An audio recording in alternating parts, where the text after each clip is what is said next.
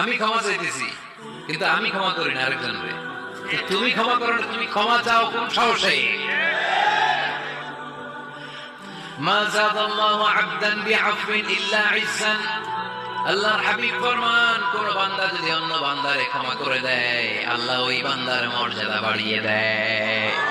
ওয়া ইন তা'ফু ওয়া তাসফাহু ওয়া তাগফিরু ফাইন্নাল্লাহা গফুরুর রহিম। তুমি যদি অন্যরে মাফ করে দাও, তুমি যদি অন্যের ভুল ক্ষমা করে দাও, তোমার ভুলগুলো ক্ষমা করে দিবে কে?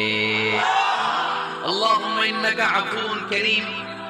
কদরের রাত্রে আমরা পড়ি, আল্লাহ তুমি ক্ষমাশীল, তুহিব্বুল আফওয়া। ক্ষমা করাকে তুমি ভালোবাসো। ফাআফু আন্নী, আল্লাহ তুমি আমারে ক্ষমা করে দাও।